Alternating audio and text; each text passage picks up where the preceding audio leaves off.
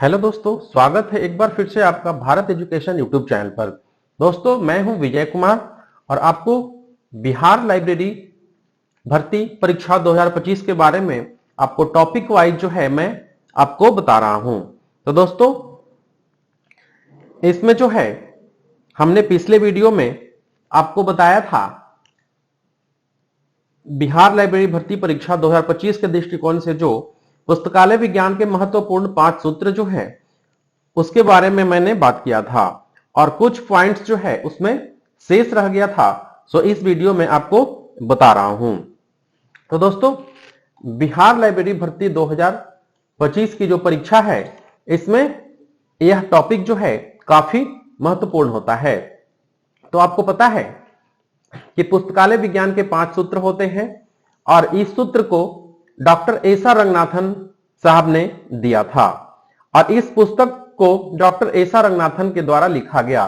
दोस्तों, मैं एक बार फिर से आपको याद दिलाना चाहता हूं कि इसका प्रतिपादन जो है 1928 ईस्वी में मीनाक्षी कॉलेज अन्नामलई नगर मद्रास में जो है इसका प्रतिपादन हुआ था और पहला प्रकाशन इसका 1931 ईस्वी में हुआ था।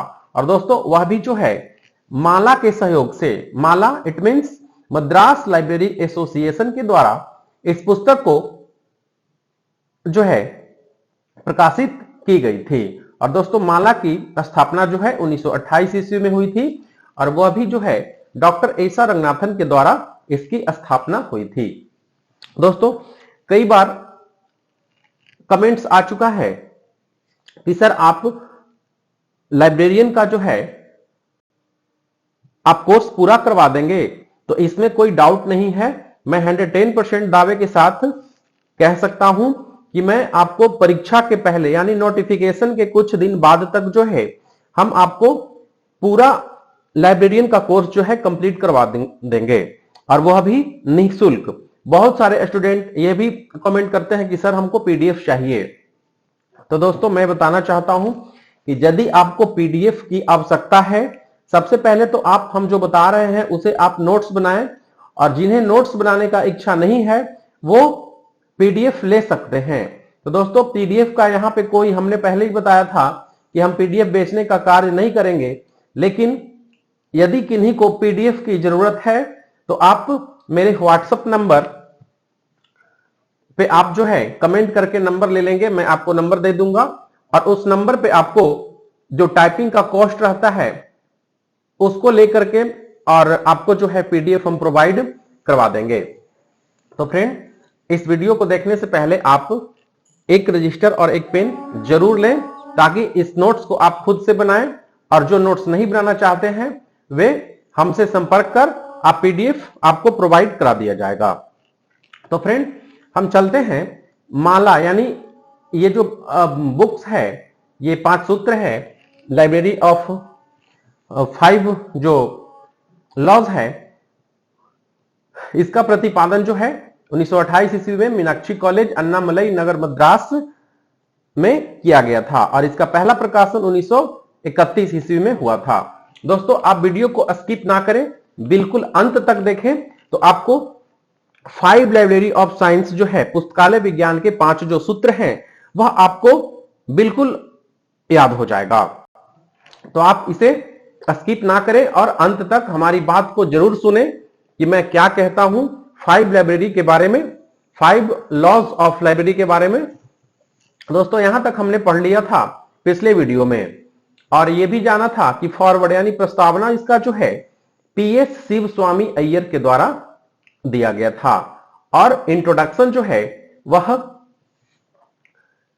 एसा रंगनाथन के गुरु जो थे डब्ल्यू.सी. शेयर्स, उनके द्वारा इसकी इंट्रोडक्शन दी गई थी। और दोस्तों, ये जो 5 सूत्र है उसका सूत्र जो है पहला, दूसरा, तीसरा, चौथा और 5वां। तो दोस्तों, ये बहुत ही इंपॉर्टेंट टॉपिक है और इस टॉपिक से जो है 2, 4, 5 प्रश्न आ ही जाते हैं। तो फ्रेंड, 5 लॉज जो है, पहला, ये जो पहला नियम है इसका पेज संख्या 1 से 73 तक जो है ये पहला नियम इतना पेज में लिखा हुआ है और वो भी रंगनाथन साहब के द्वारा लिखा गया है। ये जो है 5 लॉज यानी पुस्तकालय विज्ञान का 5 जो नियम है, पहला नियम जो है दोस्तों या पहला सूत्र जो है 1 से 73 पेज तक यानी टोटल 73 पेज में पहला नियम लिखा हुआ है, वो भी रंगनाथन साहब के द्वारा। दूसरा है 74 से 298 यानी दोस्तों पुस्तकालय विज्ञान का जो दूसरा सूत्र है, मैंने पिछले वीडियो में भी आपको बताया था कि पुस्तकालय विज्ञान का जो दूसरा सूत्र है उसका पेज सबसे ज्यादा है और वह सबसे बड़ा है, यानी उसका पेज जो है 224 पेज टोटल है उसका, इसका तो दूसरा सूत्र का। नेक्स्ट है तीसरा, तो तीसरा जो है 299 पेज से लेकर 335 पेज तक जो है इसका तीसरा नियम उसमें रिटन किया गया है, तो इसका 36 पेज होता है। चौथा नियम की बात करें तो 336 पेज से लेकर 381 पेज तक उसमें लिखा हुआ यानी 45 पेज इसका है। और लास्ट है पुस्तकालय विज्ञान का 5वां सूत्र, तो 5वां सूत्र जो है दोस्तों 382 पेज से लेकर 416 पेज तक इसका लिखा हुआ है, यानी इसका टोटल 34 पेज होता है। तो दोस्तों ये था हमारा लाइब्रेरी साइंस के जो 5 महत्वपूर्ण नियम या सूत्र हैं उसे इस ग्राफ के माध्यम से हमने आपको दिखाया, और यह काफी इंपॉर्टेंट है। यह परीक्षा में आता है कि लाइब्रेरी साइंस ज्यादा दोस्तों सबसे ज्यादा पेज 224 यानी दूसरा नियम का है। तो यह प्रश्न अधिकतर बार आ चुका है कि पुस्तकालय विज्ञान का जो सूत्र है वो कौन सा सूत्र जो है वो सबसे ज्यादा पेज में है, तो आपको आंख मूंद कर टिक लगा देना है दूसरा नियम, यानी पुस्तकालय विज्ञान का जो दूसरा नियम दूसरा सूत्र जो है वो सबसे ज्यादा पेज का है, यानी 224 पेज का है। तो फ्रेंड अब हम जानेंगे कि पुस्तकालय विज्ञान के जो 5 सूत्र है हमने आपको पिछले वीडियो में बताया था, और वो मैं आपको एक बार फिर से ताजा कर दे रहा हूं कि पहला जो है बुक्स आर फॉर यूज, पुस्तक उपयोग के लिए है। दूसरा एवरी रीडर यानी प्रत्येक पाठक को उसकी पुस्तक मिले, एवरी रीडर हिज जो है बुक्स जो है उसको प्रत्येक पाठक को मिले। अगला था एवरी बुक इट्स रीडर, यानी प्रत्येक पुस्तक को उसका पाठक मिले। दोस्तों यह जो मैं बता रहा हूं यह पैसा देकर भी आपको जो है यह जानकारी नहीं मिलेगी, और मैं तो बिना पैसा का ही आपको ये सर्विस दे रहा हूं, और मैं इस पर्पज से आपको बता रहा हूं कि हमारे चैनल से आप जुड़े और इसे पढ़कर आप फायदा उठाएं, आप लाइब्रेरियन बने तो हमारा भी नाम होगा और आपका तो होगा ही। तो फ्रेंड ये तीसरा जो सूत्र है वो है एवरी बुक्स इट्स रीडर, यानी प्रत्येक पुस्तक को उसका पाठक मिले। और फोर्थ है save the time of reader, पाठक का समय बचाएं। और 5वां है library is a growing organisation, यानी पुस्तकालय एक वर्धनशील संस्था है। दोस्तों ये जो 5 जो सूत्र हैं इसके बारे में आज मैं आपको डिटेल में बताऊंगा, तो आज का वीडियो काफी इंटरेस्टिंग होने वाला है।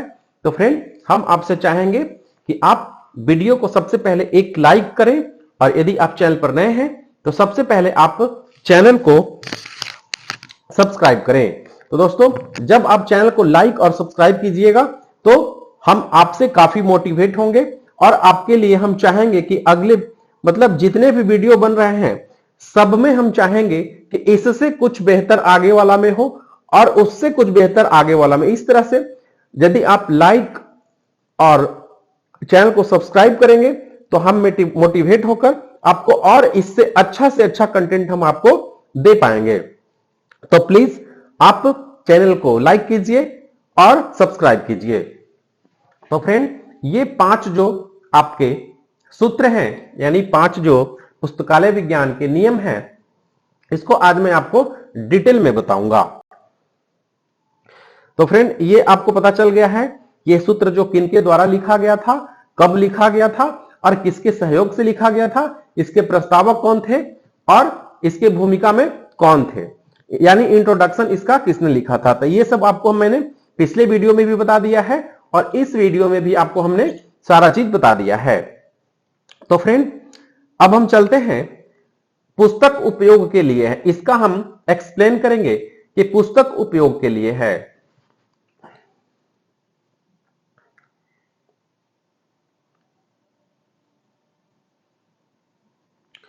तो फ्रेंड इसमें जो है पिछले वीडियो में आपको हमने इसका 5 ऑप्शन बताया था, यानी 5 जो है इसका टिप्स दिया था हमने कि लोकेशन ऑफ द लाइब्रेरी। सबसे पहले दोस्तों ये जो बुक्स आर फॉर यूज यानी पुस्तक उपयोग के लिए है, यानी पुस्तक उपयोगी है, यह लाइब्रेरी लॉज ऑफ 5 साइंस जो है, लाइब्रेरी साइंस के 5 जो सूत्र या नियम हैं उसमें सबसे पहले दोस्तों बुक्स आर फॉर यूज यानी पुस्तक उपयोग के लिए है, यानी पुस्तक उपयोगी है। तो इसमें हमको पढ़ना है कि लोकेशन ऑफ द लाइब्रेरी, पुस्तकालय का स्थान कहां पर होना चाहिए। ये पिछले वीडियो में ये जो 4 पॉइंट है, 5 पॉइंट, इसको हमने पिछले वीडियो में आपको बताया था कि पुस्तकालय का स्थान किस जगह होना चाहिए। सो फ्रेंड पुस्तकालय जो है सदैव किसी भी संस्थान के केंद्रीय स्थान पर होना चाहिए। पुस्तकालय भवन का निर्माण शांत स्थल पर होना चाहिए। दोस्तों जो भी टॉपिक्स आपको बता रहे हैं वो अपने रजिस्टर में जरूर नोट करें। तो फ्रेंड आपको पता चल गया, ये पहला जो पॉइंट है इसमें पुस्तकालय का स्थान है किसमें, तो लाइब्रेरी जो है, लाइब्रेरी यानी पुस्तकालय विज्ञान के जो पहला नियम है उसमें सबसे पहले मेरा पॉइंट है कि पुस्तकालय का स्थान किस जगह होना चाहिए। तो दोस्तों कभी कभी जो है ऑफिस के वर्कलोड होने के कारण जो है एक आध दिन में गैप कर देता हूं, इसलिए आपको चिंता करने की जरूरत नहीं है। मैंने आपको कह दिया है कि नोटिफिकेशन आते आते मैं आपको जो है लाइब्रेरी साइंस का सारे पार्ट्स को, कंसेप्ट को क्लियर करवा दूंगा। सो फ्रेंड पुस्तकालय का स्थान, तो पुस्तकालय सदैव किसी भी संस्थान के केंद्रीय स्थान पर होना चाहिए। पुस्तकालय भवन का निर्माण शांत स्थान पर होना चाहिए, इससे पुस्तकालय में शांतिपूर्ण वातावरण स्थापित होगा। केवल अध्ययनशील वैद्य लोग ही पुस्तकालय में आएंगे और अध्ययन सामग्री सुरक्षित रहेगी। यदि कोई सार्वजनिक पुस्तकालय है तो वह शहर के केंद्रीय स्थान पर होना चाहिए। दोस्तों ये बात जो मैंने पिछले वीडियो में आपको समझाया था कि पुस्तकालय का स्थान जो है वह बिल्कुल शांत जगह पर होना चाहिए और संस्था के बीच में होना चाहिए, यानी केंद्र में होना चाहिए, तो स्थापित होना चाहिए। और केवल अध्ययनशील वैध लोग ही पुस्तकालय में आएंगे और अध्ययन सामग्री सुरक्षित रहेगी। यदि कोई सार्वजनिक पुस्तकालय है तो वह शहर के केंद्रीय स्थान पर होना चाहिए। दोस्तों यह पुस्तक उपयोगी है, यानी पहला नियम का जो पहला पॉइंट है यह आपको क्लियर हो गया कि पुस्तकालय का स्थान किस जगह पर होना चाहिए। और दोस्तों अब आगे चलते हैं हम, पुस्तकालय का समय क्या होना चाहिए, यानी दूसरा पॉइंट जो है दोस्तों वह पुस्तकालय का समय है, यानी पुस्तकालय का समय जो है वह क्या होना चाहिए। तो डिटेल में हम आपको स्क्रीन पे दिख रहा है, इसे आप जरूर नोट्स करें। और यदि नोट आप नहीं करते हैं तो यदि आप नोट करते हैं तो आपको ज्यादा बेनिफिट मिलेगा, क्योंकि आपको लिखते लिखते इसका अभ्यास हो जाएगा और आपको याद भी हो जाएगा। और यदि आप नोट नहीं करना चाहते हैं तो आप हमसे संपर्क कर आप पीडीएफ जो है उसका आप ले सकते हैं। तो फ्रेंड पुस्तकालय का समय, यदि पुस्तकालय को पठन सामग्री का अधिकतम उपयोग करना है तो पुस्तकालय को अधिक से अधिक दिन एवं समय तक खोलना होगा। यदि संभव हो तो पुस्तकालय वर्ष के 365 दिन प्रातः 8 बजे से रात्रि 10 बजे तक खुला रहना चाहिए। दोस्तों पुस्तकालय का समय क्या होना चाहिए, तो पुस्तकालय का समय जो है 8 बजे से रात्रि 10 बजे तक खुला रहना चाहिए, और वह भी 365 दिन, यानी जितने भी दिन होते हैं उसमें सभी दिन जो है लाइब्रेरी खुलना चाहिए। और तो पाठक का समय जो है वहां पे बचेगा और पाठक कभी भी आकर अपना जो है सामग्री का उपयोग कर, अधिकतम उपयोग कर वह अध्ययन कर सकता है। तो फ्रेंड, यह भी आपका जो है दूसरा नंबर वाला टॉपिक लाइब्रेरी आवर यानी पुस्तकालय का समय जो है यह भी क्लियर हो गया। इसे सिर्फ आप यदि पॉइंट को याद कर लेते हैं तो आपका ऐसे ही कंसेप्ट क्लियर हो जाएगा। एक बार आप पॉइंट देख लें और उसके बाद हम समझा देते हैं, आप समझ लें, फिर आपका कंसेप्ट जो है क्लियर हो जाएगा। तो दोस्तों, ये दूसरा था पुस्तकालय का समय। पहला क्या था? तो पहला जो है पुस्तकालय का स्थान, यानी स्थान जो है कहां होना चाहिए, और दूसरा जो है पुस्तकालय का समय, उसका खुलने का समय क्या होना चाहिए। दोस्तों, नेक्स्ट है लाइब्रेरी फर्नीचर, यानी पुस्तकालय जो है उसका फर्नीचर कैसा होना चाहिए। तो हमने यहां पे लिखा है फर्नीचर एवं उपकरण उपयोगी, आरामदायक एवं आकर्षक होने चाहिए। दोस्तों,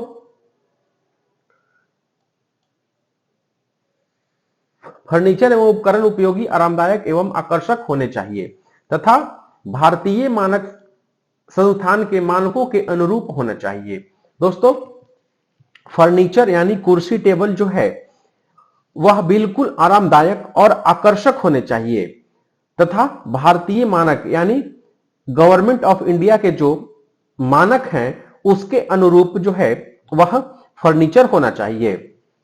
तो ये तीसरा पॉइंट था पुस्तकालय फर्नीचर। अगला पॉइंट है लाइब्रेरी स्टाफ। दोस्तों, इसमें लाइब्रेरी स्टाफ को कैसा होना चाहिए। तो पुस्तकालय के कर्मचारी को सुशिक्षित, सुप्रशिक्षित, प्रशिक्षित, विद्वान, मेहनती और पुस्तकालय अध्यक्ष होना चाहिए। उन्हें कुशल प्रशासक, विनम्र और लोगों के साथ मृदुभाषी होना चाहिए। तो इस पॉइंट को आप जरूर नोट करें कि स्टाफ जो है, लाइब्रेरी स्टाफ को कैसा होना चाहिए।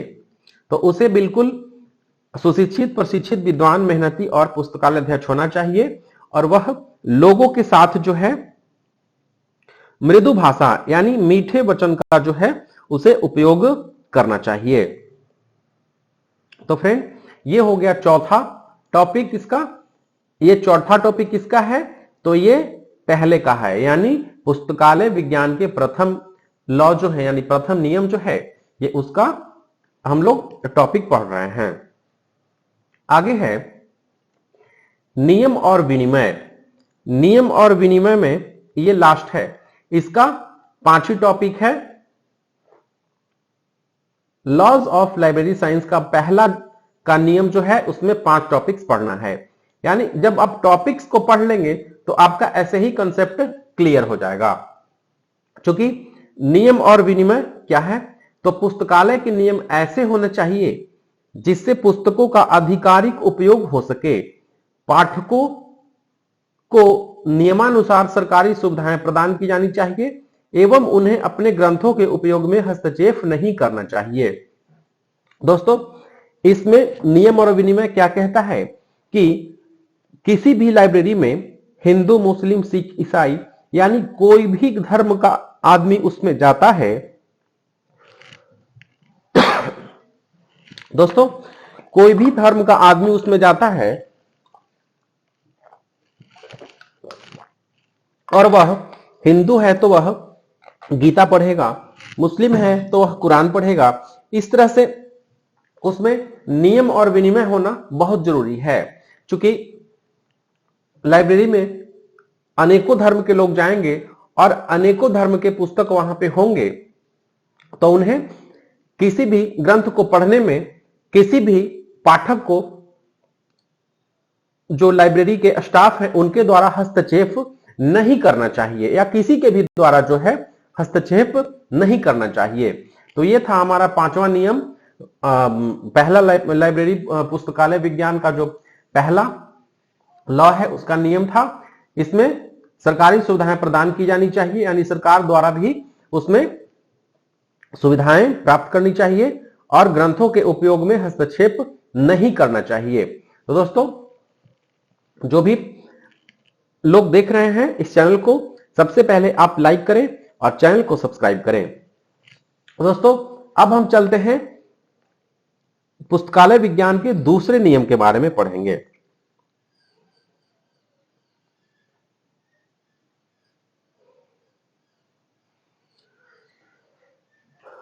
और आप से उम्मीद है कि आप जो है इसका आप नोट्स जरूर बनाएं, क्योंकि आप जब नोट्स बनाएंगे तो आपको एक बार नोट्स बन जाएगा तो आपको पढ़ने में फिर बिल्कुल आसान होगा और याद भी जल्दी हो जाएगा। सो फ्रेंड, दूसरा है प्रत्येक पाठक को उसका पुस्तक मिले। पहला क्या नियम था? तो पहला पुस्तकें उपयोगी है, यानी पुस्तकें जो हैं वह सारे पुस्तक लाइब्रेरी के उपयोगी हैं। और दूसरा है कि प्रत्येक पाठक को उसका पुस्तक मिले। दोस्तों प्रत्येक पाठक को उसका पुस्तक मिले, तो इसमें जो है पहला जो पॉइंट है obligation on the state government act. दोस्तों इसमें सरकार राज्य अधिनियम का दायित्व, ये पढ़ना है आपको, ऑब्लिगेशन ऑन द स्टेट। दोस्तों आप जो है इस सिर्फ टॉपिक को ही पढ़ लेंगे तो आपको इसका पता चल जाएगा कि दूसरे नियम में जो है क्या कहता है।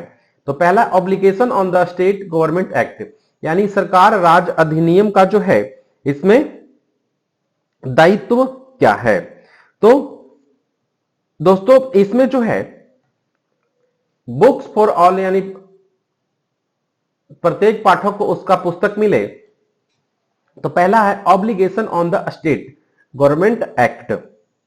दोस्तों इसमें जो है राज्य सरकार जो है उसमें वित्त की, राज्य सरकार को वित्त की व्यवस्था करनी चाहिए, यानी उसमें फंड की व्यवस्था उस लाइब्रेरी में सरकार के द्वारा होनी चाहिए। और सार्वजनिक पुस्तकालय अधिनियम पारित करना चाहिए। दोस्तों सार्वजनिक अधिनियम जो है वह पारित करना चाहिए।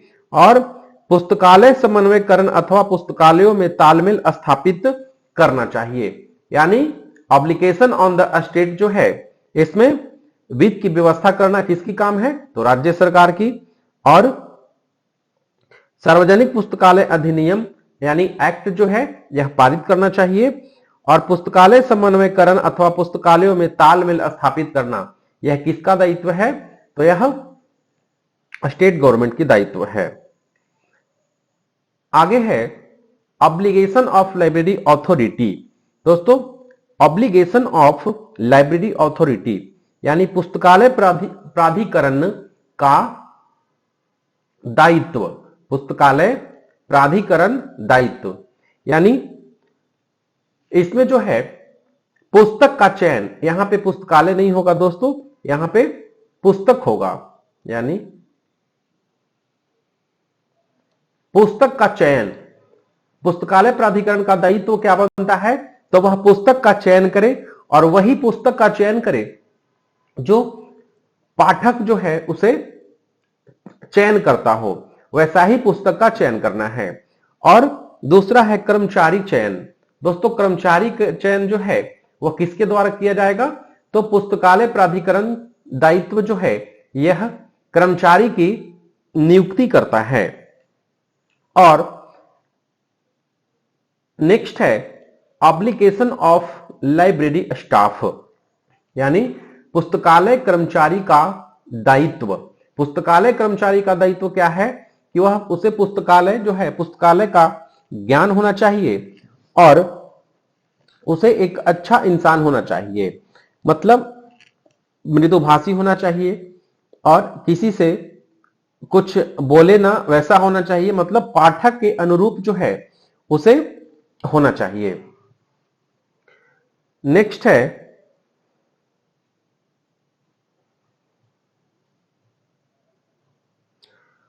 ऑब्लिगेशन ऑफ द रीडर, यानी पाठक का दायित्व। दोस्तों इसमें पाठक का दायित्व क्या होना चाहिए? तो दूसरे सूत्र की पूर्ण संतुष्टि के लिए दोस्तों पाठकों के भी कुछ कर्तव्य हैं। उन्हें यह समझना चाहिए कि नियम कायदे उनके हित में बनाए गए हैं और उनका पालन किया जाना चाहिए। दोस्तों पाठक का दायित्व क्या है कि पाठक को यह समझना चाहिए कि नियम कायदे जो है उनके हित में बनाए गए हैं और उनका पालन जो है किया जाना चाहिए। किसके द्वारा? तो वह पाठक के द्वारा। दोस्तों अब नेक्स्ट है एवरी बुक इट्स रीडर, यानी प्रत्येक पुस्तक को उसका पाठक मिले। दोस्तों हमने दो नियम को पढ़ लिया है, कौन कौन सा? तो एक था पुस्तकें उपयोगी है और दूसरा था प्रत्येक पाठक को उसका पुस्तक मिले। लेकिन तीसरा पॉइंट है प्रत्येक पुस्तक का उसका पाठक मिले। तो इसमें पहला जो है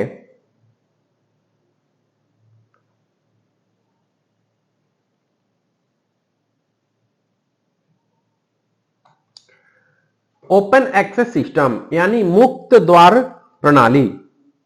दोस्तों प्रत्येक पुस्तक को उसका पाठक मिले, तो इसमें क्या है? तो ओपन एक्सेस सिस्टम।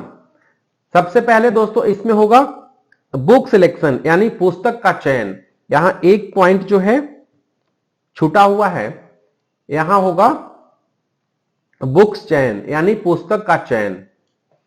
तो दोस्तों उसे पुस्तक का चयन करने में जो है आसान हो और इस तरह से लाइब्रेरी में बुक रखा जाए कि उसे जो है पाठक को मिल जाए और पुस्तक जो रखा हुआ है उसे पाठक मिल जाए। तो फ्रेंड ओपन एक्सेस सिस्टम यानी मुक्त द्वार प्रणाली, यानी मुक्त द्वार प्रणाली क्या है? तो ऐसी जगह बुक रखी जाए और इस तरह से बुक रखी जाए कि किसी भी पाठक को यह पुस्तक लेने में उसे कोई परेशानी ना हो और फिर वह वहां उसे रख दे। अगला है एक्सटेंशन सर्विस यानी विस्तार सेवाएं। दोस्तों 5 लॉज ऑफ लाइब्रेरी साइंस में यह टॉपिक जो है अत्यंत महत्वपूर्ण है। और एक बात आप नोट जरूर करेंगे कि लाइब्रेरी साइंस का जो दूसरा लॉज था, जो दूसरा नियम था, उसका पेज संख्या जो है टोटल 224 है। यानी पांचों नियम में सबसे बड़ा जो टॉपिक है वह दूसरा नियम है, यानी प्रत्येक पाठक को पुस्तक मिले, यह जो टॉपिक है यह सबसे बड़ा टॉपिक है। और नेक्स्ट है सेल्फ अरेंजमेंट, यानी दोस्तों पुस्तक की व्यवस्था जो है इस तरह से करनी चाहिए कि यदि सेल्फ अरेंजमेंट यानी पुस्तक की व्यवस्था जो है इस तरह से करनी चाहिए कि यदि किसी को साइंस की पुस्तक की आवश्यकता है तो वह एक जगह रखे रहे और वह तुरंत मिल जाए। फिर दूसरा बायोलॉजी की पुस्तक चाहिए तो वह भी तुरंत मिल जाए। इस तरह से इसको जो है व्यवस्था करना चाहिए। नेक्स्ट है सेल्फ रेक्टिफिकेशन। दोस्तों सेल्फ रेक्टिफिकेशन यानी पाठक द्वारा जो भी किताबें पढ़कर इधर उधर रख दी जाती है उसे सही जगह पर रखा जाए, यह सेल्फ रेक्टिफिकेशन है। यानी जो पाठक पुस्तक को उठाकर पढ़ता है और वह जहां तहां छोड़ देता है, वह उस तरह इसमें नहीं करना है, उसे सही जगह पर रखा जाए। यह होता है आपका सेल्फ रेक्टिफिकेशन। सेल्फ रेक्टिफिकेशन मतलब सेल्फ व्यवस्था, यानी खुद से व्यवस्था जो है लाइब्रेरी के अंदर होनी चाहिए। और अगला है लाइब्रेरी कैटलॉग यानी पुस्तकालय सूची। तो फ्रेंड पुस्तकालय सूची जो है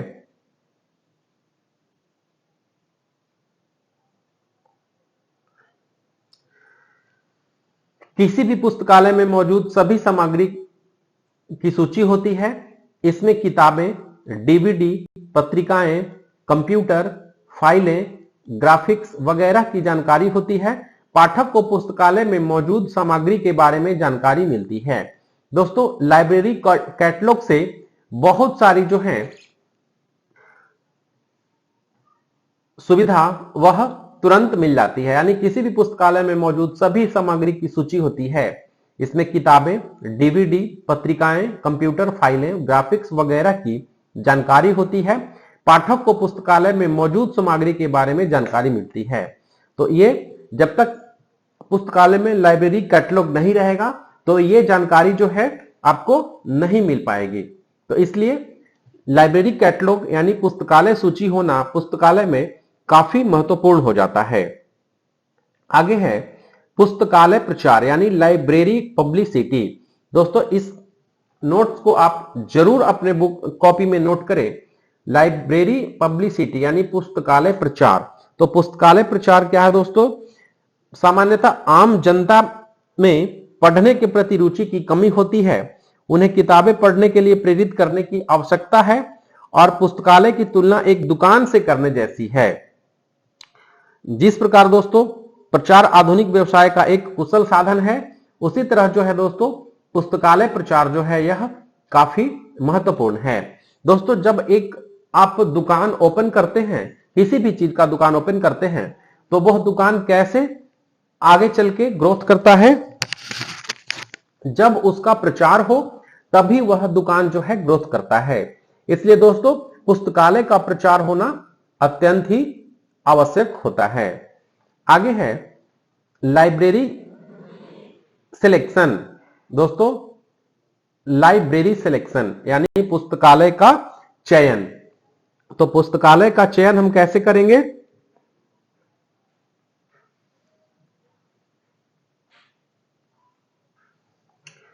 तो फ्रेंड ये है लाइब्रेरी सिलेक्शन यानी पुस्तकालय का चुनाव भी जो है ये आपके तीसरे नियम में आता है, इसे आप जरूर नोट्स करें। दोस्तों लाइब्रेरी सिलेक्शन जो है यानी पुस्तकालय का चयन यह किस नियम के अंतर्गत आता है? तो यह लाइब्रेरी साइंस के तीसरे नियम के अंतर्गत आता है। अगला है पाठक का समय बचाओ। दोस्तों save the time of reader यानी पाठक का समय बचाना है। और दोस्तों वह समय जो है कैसे बचेगा?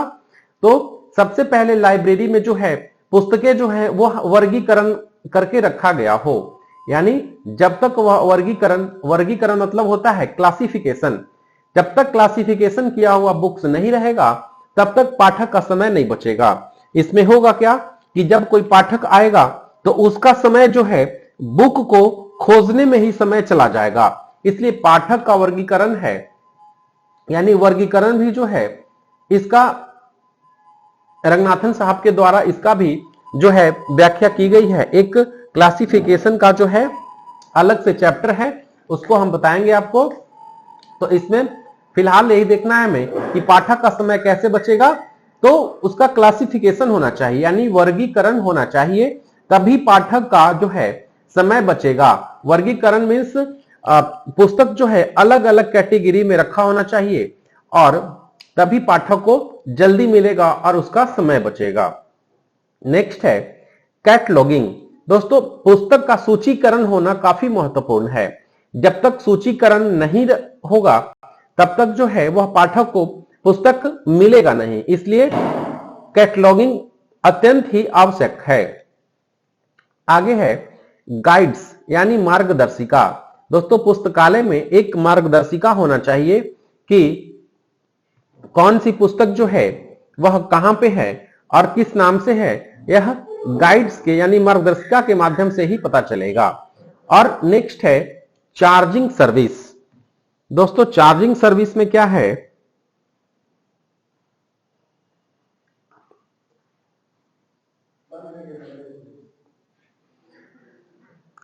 चार्जिंग सर्विस में है दोस्तों कि यदि कोई पाठक आता है तो उसे कुछ पैसे लेकर यानी बुक को देना है, यानी टोकन सिस्टम होना चाहिए या टिकट सिस्टम होना चाहिए, तभी जो है वह बुक सुरक्षित रह पाएगी और वह पाठक को उपलब्ध होगा और पाठक जो है उसे समय पर लौटा देगा।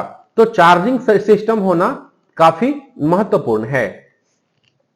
अब आगे है प्रलेखन सेवा यानी डॉक्यूमेंटेशन सर्विस।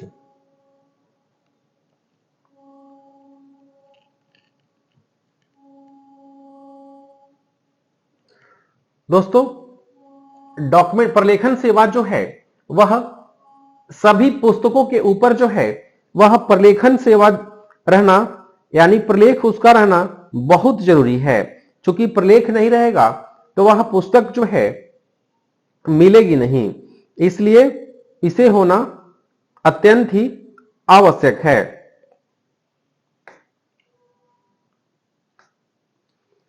आगे है रेफरेंस सर्विस यानी संदर्भ सेवा। तो संदर्भ सेवा एक बार फिर से मैं आपको बताता हूं कि गाइड्स यानी मार्गदर्शिका क्या है। तो पाठकों को वांछित सुविधा प्रदान करने के साथ साथ समय की बचत की जा सकती है। स्टैक रूम में अधिकांश गाइड की आवश्यकता होती है। गाइड कई प्रकार के होते हैं, जैसे प्लान गाइड, सेल्फ गाइड, बे गाइड इत्यादि। तो दोस्तों गाइड की मार्गदर्शिका की आवश्यकता जो है वह महत्वपूर्ण है। आगे बताया वर्गीकरण, सॉरी ये चार्जिंग सिस्टम। तो चार्जिंग सिस्टम में आपको बता दिए कि इसमें टोकन सिस्टम रहेगा, टिकट सिस्टम रहेगा। तो यह पुस्तक को भी जो है पाठक के सामने देने में आसानी होगी और लेने में भी आसानी होगी। तो फ्रेंड ये आपको क्लियर हो गया। और उसके बाद है रेफरेंस सर्विसेज यानी संदर्भ सेवा। यूजर और किताब को मिलाने का कार्य जो है दोस्तों कर्मचारी के द्वारा किया जाता है, इसे ही संदर्भ सेवा कहा जाता है। तो रेफरेंस सर्विसेज यानी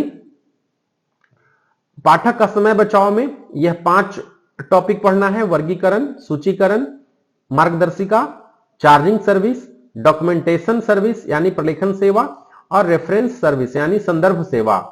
तो दोस्तों ये था चौथा नियम। और अब 5वां नियम जो है वह पुस्तकालय एक वर्धनशील संस्था है। दोस्तों library is a growing organisation यानी ऑर्गेनाइज्म।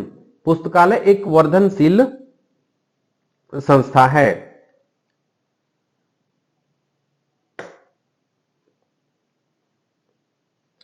दोस्तों इसमें मुख्य रूप से हमें पढ़ना है कि development of library, wedding of books और स्टाफ कर्मचारी यानी डेवलपमेंट ऑफ लाइब्रेरी, पुस्तकालय का विकास जो है वह कैसे होगा।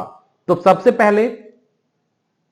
पहला है चाइल्ड ग्रोथ यानी चाइल्ड ग्रोथ में क्या होगा, तो भवन का निर्माण होगा, पुस्तक की खरीदारी होगी, कर्मचारी की नियुक्ति होगी। दोस्तों जब भी कोई नया लाइब्रेरी बनता है तो उसमें क्या होता है, चाइल्ड ग्रोथ यानी चाइल्ड ग्रोथ का मतलब होता है भवन का निर्माण होगा, पुस्तक की खरीदारी होगी और कर्मचारी की नियुक्ति होगी। यह कौन करेगा, तो यह चाइल्ड ग्रोथ के द्वारा होगा। उसके बाद एडल्ट ग्रोथ। एडल्ट ग्रोथ में क्या होता है कि पुस्तकालय सेवाओं में गुणवत्ता का सुधार, तकनीक का सुधार, कर्मचारी का ट्रेनिंग। यानी एक बाल विकास हो गया, पहला चाइल्ड ग्रोथ बाल विकास हो गया, और दूसरा हो गया वयस्क विकास यानी एडल्ट ग्रोथ।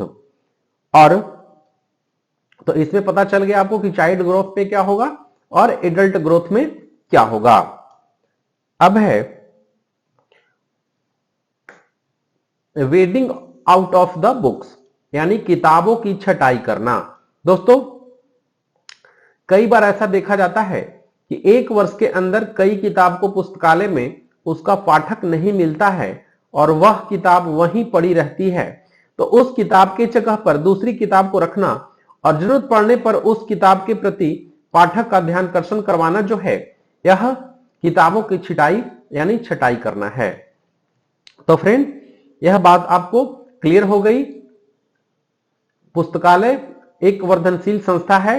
मैं इसमें मुख्य रूप से 3 टॉपिक पढ़ना है: डेवलपमेंट ऑफ लाइब्रेरी, दूसरा wedding out of the books यानी किताबों की छटाई करना, और तीसरा कर्मचारी। तो दोस्तों पुस्तकों और पाठकों की संख्या में वृद्धि के साथ पुस्तकालय द्वारा नई सेवाओं का विस्तार करना आवश्यक हो जाता है और विभिन्न स्तरों और सेवाओं के संदर्भ में काम करने के लिए कर्मचारियों की संख्या भी बढ़ती रहती है। तो फ्रेंड स्टाफ की यानी कर्मचारी की भूमिका इसमें जो है काफी महत्वपूर्ण है। दोस्तों 5वां नियम में ही आपको याद रखना है कि आधुनिक पुस्तकालयों में सीडी रोम के उपयोग को आवश्यक बनाता है। यह लाइब्रेरी साइंस का 5वां नियम कहता है कि आधुनिक पुस्तकालयों में सीडी रोम के उपयोग को आवश्यक बनाता है। और पांचवा नियम यह भी कहता है कि पुस्तकालय विज्ञान जो है पुस्तकालय एक वर्धनशील संस्था है। दोस्तों, यह कभी न खत्म होने वाली घटना के रूप में सूचना पर जोर देने के साथ फिर से शुरू हुआ। और पुस्तकालय विज्ञान का पांचवा नियम जो है जैविक इकाई का द्योतक है। दोस्तों, पुस्तकालय विज्ञान का पांचवा नियम जो है यह जैविक इकाई का द्योतक है। तो फ्रेंड, हम आपको लाइब्रेरी साइंस के यानी पुस्तकालय विज्ञान के जो 5 सूत्र हैं, उन 5 सूत्रों को मैंने आपको डिटेल से बताया है। इसे आप जरूर नोट करें। और जो दोस्त इस चैनल को देख रहे हैं यानी वीडियो को देख रहे हैं, वे दोस्त जरूर से आप वीडियो को लाइक और चैनल को सब्सक्राइब जरूर करें। तो दोस्तों, 5 लॉज ऑफ लाइब्रेरी साइंस के जो हमने टॉपिक आपको पढ़ाया, आगे वाले वीडियो में इसका जितना भी प्रश्न बनता है वह सारे प्रश्न आपको मैं अगले वीडियो में दूंगा। और मैं आशा करूंगा कि आप जरूर नोट्स बनाएंगे और सारे टॉपिक को समझ गए होंगे। तो दोस्तों, अगले वीडियो में हम आपको इसका प्रश्न और उत्तर देंगे हम। तो फ्रेंड, मिलते हैं अगले वीडियो में। धन्यवाद।